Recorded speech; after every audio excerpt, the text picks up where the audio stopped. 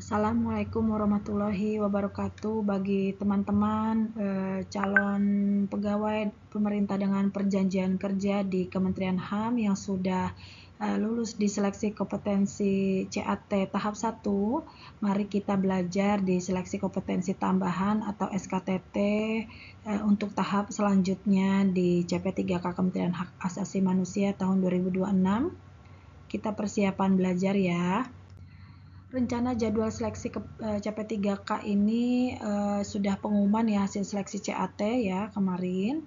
Nah, nanti akan ada pengumuman jadwal seleksi kompetensinya ya tambahan tanggal 7 sampai 16 dan kita selanjutnya akan melaksanakan seleksi kompetensi tes tambahan ini tertulis ya, esai tanggal 27 sampai 31 Maret 2026.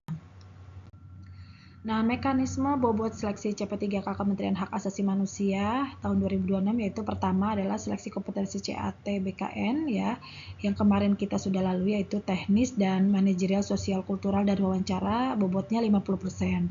Selanjutnya kita akan tes seleksi kompetensi tambahan atau SKTT ya, soal esainya 20 pertanyaan, itu 50% juga bobotnya. Nah, kisi-kisinya apa saja teman-teman? Jadi soal esai tahap 2 2026 ya pada calon pegawai pemerintah dengan perjanjian kerja Kementerian HAM, yaitu pertama adalah tentang perilaku ASN berakhlak.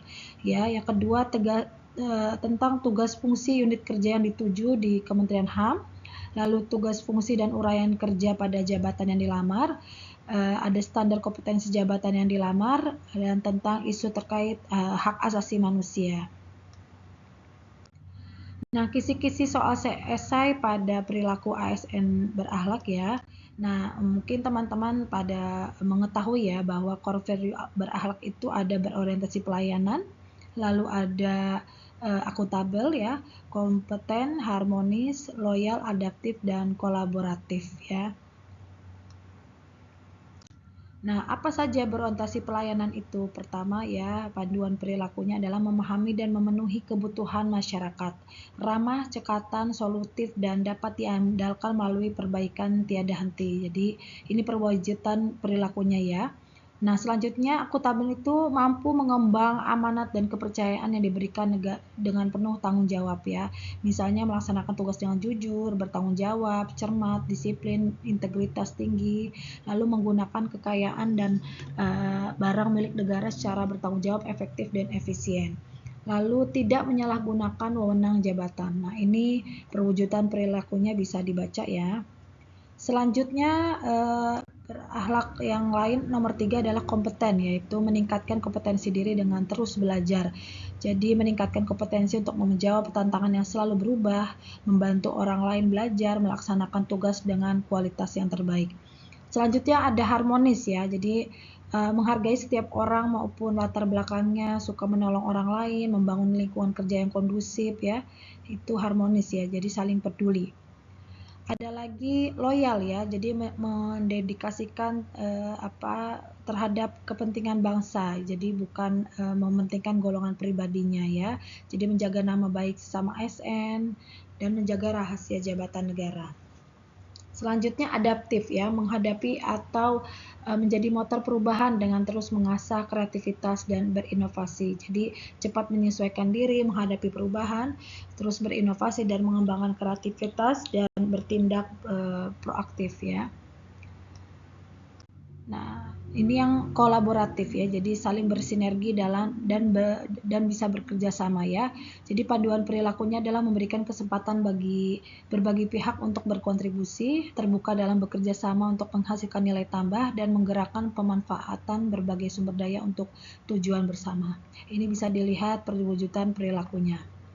Selanjutnya teman-teman, kisi-kisi soal esai selanjutnya adalah tugas fungsi unit kerja yang dituju di Kementerian Hak Asasi Manusia. Jadi teman-teman misalnya ini ya profil Kementerian Hak Asasi Manusia, ini ada di websitenya di Kementerian Hak Asasi Manusia Republik Indonesia. Bisa dicek website resminya, ini menterinya. Nah, tugas fungsinya apa saja ya? Pertama, kalau di Kementerian Hak Asasi Manusia itu kemarin jabatan yang ditempatkan yaitu ada unit kerja Sekretaris Jenderal, Inspektorat Jenderal, Direktorat Jenderal Instrumen dan Penguatan Hak Asasi Manusia, Direktorat Jenderal Pelayanan dan Kepatuhan Hak Asasi Manusia, Pusat Data dan Informasi Hak Asasi Manusia, Pusat Pengembangan Sumber Daya Manusia dan Hak Asasi Manusia, lalu Kantor Wilayah Aceh dan Kantor Wilayah Sumatera Utara, dan selanjutnya kanwil-kanwil di provinsi se-Indonesia ya. Nah, ini kita harus tahu profil Sekretaris Jenderal di Kementerian Hak Asasi Manusia. Jadi tugas fungsinya ya ini adalah meliputi koordinasi kegiatan kementerian, menyusun rencana program anggaran, membina dukungan administrasi, membina dan menata organisasi serta tata laksana, menyusun peraturan perundangan dan advokasi hukum, mengelola barang milik negara serta layanan pengadaan barjas dan lainnya ya. Nah, ini strukturnya ya kita bisa melihat di sini ada di bawahnya Biro Perencanaan Kerjasama, Biro SDM, Hukum Organisasi Tata Laksana, Biro Keuangan Barang Milik Negara, Biro Umum Protokol dan Humas, dan kelompok jabatan fungsional yang terkait dengan Sekjen ya. Selanjutnya ada lagi profil dari struktur organisasi Inspektorat Jenderal ya. Apa sih tugas fungsinya ya? Inspektorat itu apa? Yaitu dipimpin oleh Inspektur Jenderal ya yang bertanggung jawab kepada menteri ya. Jadi mengawasi internal dari kinerja keuangan Kementerian Hak Asasi Manusia.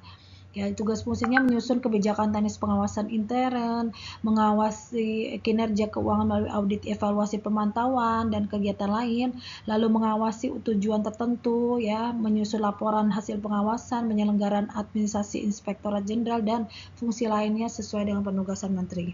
Ini ya SOTK-nya, struktur organisasinya, jadi ada Inspektorat Wilayah 1, 2, dan kelompok jabatan fungsional. Selanjutnya profil SOTK dari Direktorat Jenderal Pelayanan dan Kepatuhan HAM Kementerian Hak Asasi Manusia.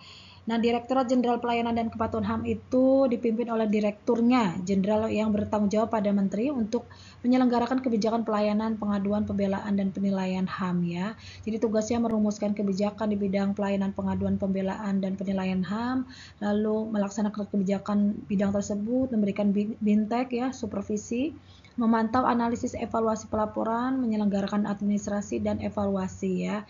Ini struktur organisasinya di bawah direktorat itu ada Direktorat Pelayanan Hak Asasi, ada kepatuhan asasi dan komunitas dan pelaku usaha.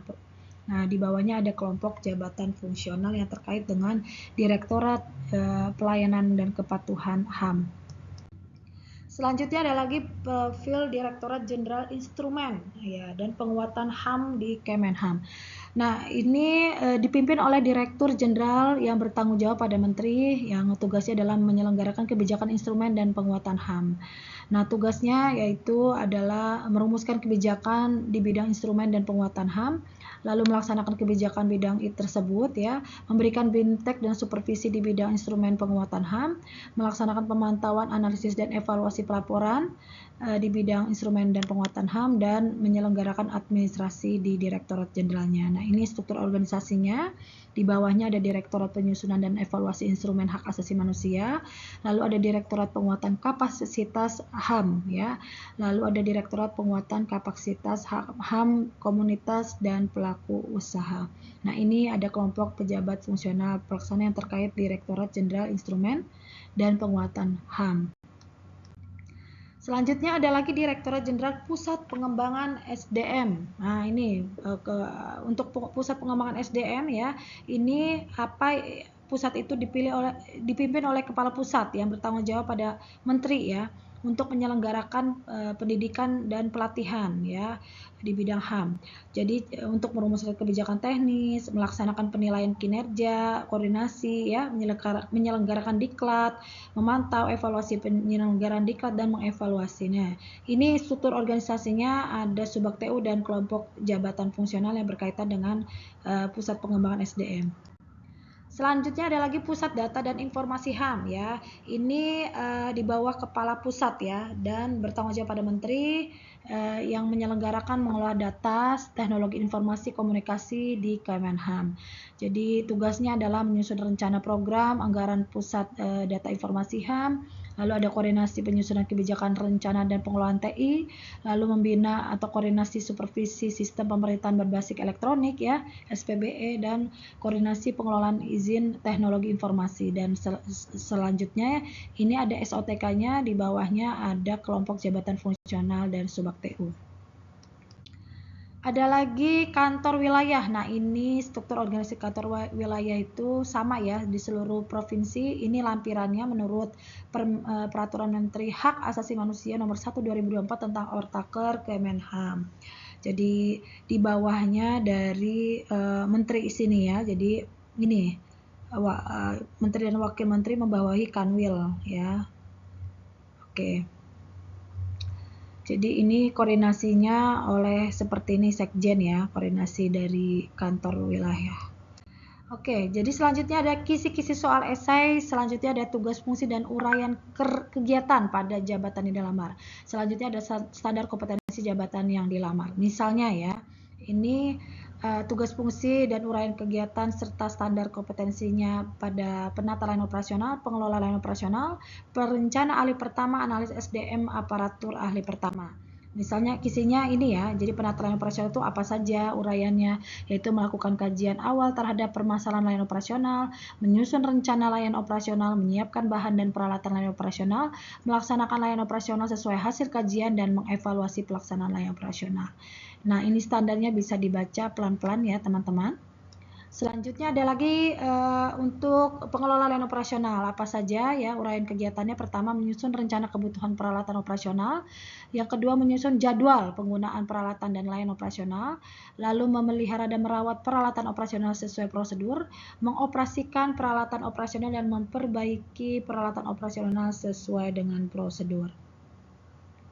Nah, ini standar kompetensinya pengelolaan operasional bisa dibaca ya. Nah, selanjutnya ada lagi kisi-kisi kompetensi CP3K Kementerian Hak Asasi Manusia pada uraian kegiatan perencana ahli pertama ya. Jadi ada kemampuan khusus dan umum. Kalau umumnya adalah teknis perencanaan pembangunan tingkat dasar. Kalau kemampuan khususnya adalah merencanakan pembangunan di bidang ekonomi tingkat dasar, sosial tingkat dasar, dan spasial tingkat dasar. Ada lagi kompetensi CP3K pada analis SDM ahli pertama ya, yaitu kemampuan umumnya pasti Undang-Undang ASN ya. Yang terbaru adalah Undang-Undang 20 2024. Selanjutnya ada PP 11 2017 tentang manajemen PNS, PP 17 2020 tentang perubahan PP 11 itu ya, lalu PP 49 tahun 2018 tentang manajemen P3K. Ada Permenpan 1 tentang jabatan fungsional. Nah, kemampuan khususnya ini ya dari bagaimana informasi jabatan fungsional analis SDM aparatur sampai proses penyusunan kebijakan atau regulasi bidang SDM aparatur ya. Nah, selanjutnya teman-teman, jadi kisi-kisi soal esai selanjutnya adalah tentang isu terkait hak asasi manusia. Karena teman-teman memilih di Kementerian Hak Asasi Manusia sedikit kita belajar tentang isu-isu terkait tentang hak asasi manusia di negara kita ya. Jadi hak asasi manusia itu adalah seperangkat hak yang melekat pada hakikat dan keberadaan manusia sebagai makhluk Tuhan yang Maha Esa dan merupakan anugerahnya yang wajib dihormati, dijunjung tinggi, dan dilindungi oleh negara, hukum, pemerintah, dan setiap orang demi kehormatan serta perlindungan harkat dan martabat manusia. Jadi pemerintah itu wajib dan bertanggung jawab menghormati, melindungi, menegakkan, dan memenuhi serta memajukan hak asasi manusia sebagaimana diatur oleh Undang-Undang 39 tahun 99 tentang HAM ya. Jadi di sisi lain melalui berbagai mekanisme pelaporan HAM kepada Badan Traktat PBB ya, telah diperoleh berbagai rekomendasi terkait isu HAM yang perlu diperkuat dan diprioritaskan oleh Indonesia. Di antaranya adalah aspek sipil, politik, ekonomi, sosial budaya, dan isu hak perempuan, disabilitas, hak anak, ratifikasi instrumen, perbaiki regulasi di tingkat nasional, menentang penyiksaan, pemajuan dan pelindungan HAM bagi kelompok marginal, memperkuat perlindungan akses terhadap kesehatan termasuk hak reproduksi seksual, akses terhadap pendidikan ekonomi, pekerjaan, dan juga partisipasi, melanjutkan penyelidikan pelanggaran HAM secara transparan, serta implementasi KUHP yang sesuai dengan hukum dan kewajiban internasional, hingga yang bersifat praktis untuk pemerintah menyikapi situasi HAM di Indonesia. Jadi untuk mewujudkan situasi di atas itu, pelaksanaan HAM lebih baik kepada setiap warga negara membutuhkan teropong yang valid dan andal agar permasalahan HAM menjadi gap atau kesenjangan penegakan, penghormatan, perlindungan, pemenuhan, dan pemajuan HAM ya P5 HAM kepada masyarakat dapat teridentifikasi. Jadi kesenjangan tersebut menjadi titik awal kebijakan HAM diambil dan didorong untuk mengatasi permasalahan yang terjadi sesuai dengan ruang konteks dan situasinya. Jadi ada tujuan rencana aksi di hak asasi manusia pada Kementerian Hak Asasi Manusia ini harus dipelajari. Untuk lebih lanjutnya, teman-teman bisa follow saya, DM saya, dan nanti saya share kisi-kisi tipsnya dan contoh-contoh soal SKTT seleksi kompetensi tambahan pada CP3K Kementerian Hak Asasi Manusia tahun 2026. Semoga teman-teman CP3K dimudahkan ya. Amin. Jangan lupa follow TikTok saya ini dan subscribe YouTube saya. Sekian, semoga bermanfaat kali ini. Terima kasih. Assalamualaikum warahmatullahi wabarakatuh.